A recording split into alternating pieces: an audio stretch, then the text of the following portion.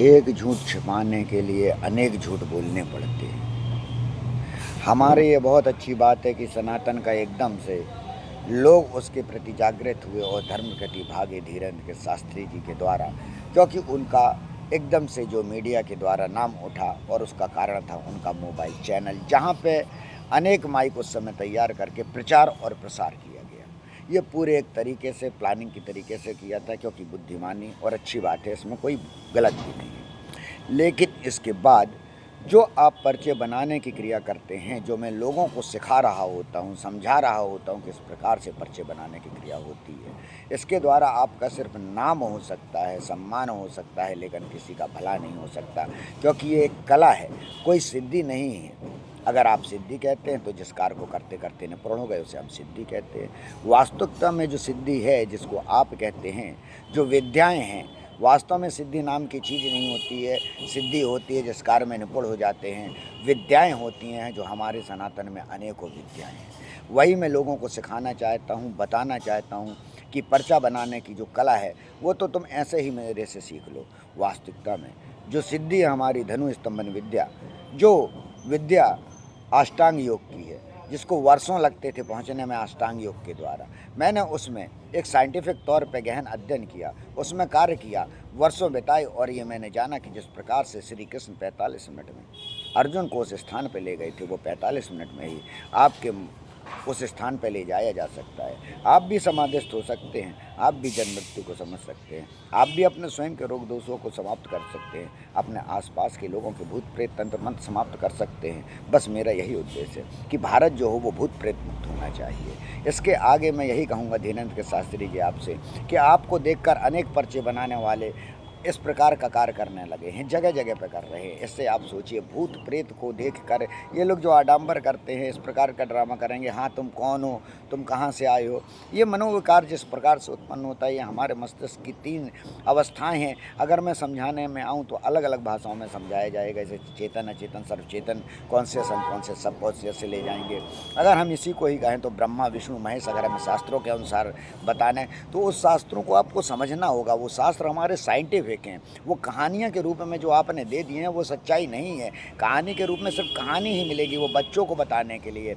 उसकी वैज्ञानिकता समझिए और उसमें कार्य करिए। आपको योग साधना केंद्र आपने खोल लिया है, उससे कुछ नहीं, आंख बंद करके लोग बैठ जाएंगे, सांसों का करेंगे क्रिया, बस खत्म हो जाएगा खेल, शारीरिक क्रिया करें, इससे कुछ नहीं होगा। मैं चाहता हूँ वास्तविक जो हमारे योग केंद्र हैं, जो ध्यान धारणा समाधि, वर्षों की आवश्यकता नहीं, 7 दिन बहुत है। व्यक्ति को अगर 7 दिन आ गया, 7 दिन में आप एक व्यक्ति को अर्जुन 5 पांडव बना सकते हैं, उस प्रकार से जिस प्रकार से वो कुछ भी नहीं थे, पर एक समय बाद वो सब कुछ हो गए। तो ये क्रिया है, जो क्रिया कर्ण को नहीं की गई, क्योंकि कर्ण भी श्री कृष्ण की भांति उस ऊर्जा में सक्षम था, जो हम कहते हैं अग्नि ऊर्जा, जो आपके वीर के द्वारा, महिलाओं के रज के द्वारा ऊपर उठती है। इसमें महिला पुरुष कोई भी हो, सब शक्ति योगा जो शक्ति है वास्तविक, वो भीतर की समझना होगा। हमारे सनातन शक्तियों को समझिए। अभी हम जो कर रहे हैं कि सनातन खतरे में है, हिंदू जागो, ये सिर्फ इंद्रियों का खेल है, इससे कुछ नहीं। आदमी सुन रहा है, बात खत्म हो रही है। क्या जाग रहे हैं?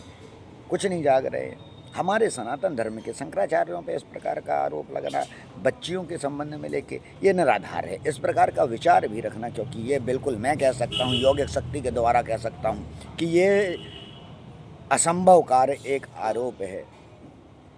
अवमुक्त ये उन पर आरोप है, अविमुक्तेश्वरानंद जी पे, कि इस प्रकार बच्ची के द्वारा जो कोई भी आरोप लगाया गया। एक सन्यासी इस प्रकार की बात जो कर रहा है, आरोप जिस प्रकार के रोग कर रहा है, उसको चेहरे पढ़ने की आवश्यकता होती है। चेहरे में सब कुछ लिखा होता है। आपको यौगिक शक्ति, इसीलिए मैं कहता हूँ सब कुछ आपके भीतर शक्ति मौजूद है, आप उसको अवधारणा में लाइए, आडंबरों से बचिए।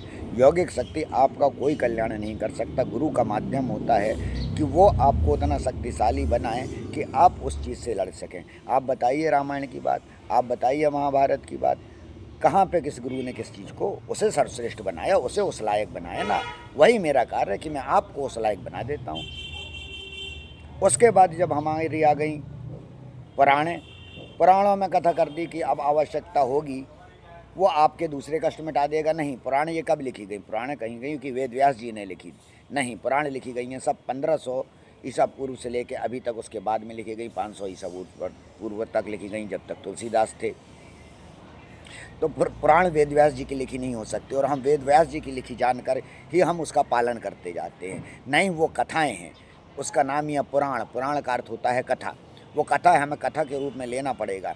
हम उसे अगर क्रिया के रूप में लेंगे तो हमें उसे शक्ति नहीं प्राप्त होगी। वो सिर्फ धारणा बनाने के लिए, धारणा के बाद जो क्रिया होती है वो महत्वपूर्ण होती है। जिस प्रकार से धारणा की धार चलती है, उसी प्रकार से तंत्र मंत्र यंत्र क्रियाएं कर चलती हैं।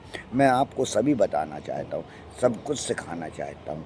आवश्यकता है उन लोगों की जो इसका सदुपयोग करके वास्तव में कल्याण करना चाहते हैं। मैं कहता हूँ इससे ऐसा नहीं कि अपने लिए धनापन के लिए नहीं कमाएं, आप बिल्कुल कमाएं, आवश्यकता है जीवन के लिए, लेकिन लोक कल्याण सोचते हुए। सब कुछ संभव है, सिर्फ लालच नहीं रखें, रावण नहीं बने, बस। और क्या करना है, आपको हनुमान बनना है, लोगों की कष्ट संवारना है, आपके स्वयं समझ जाएंगे। और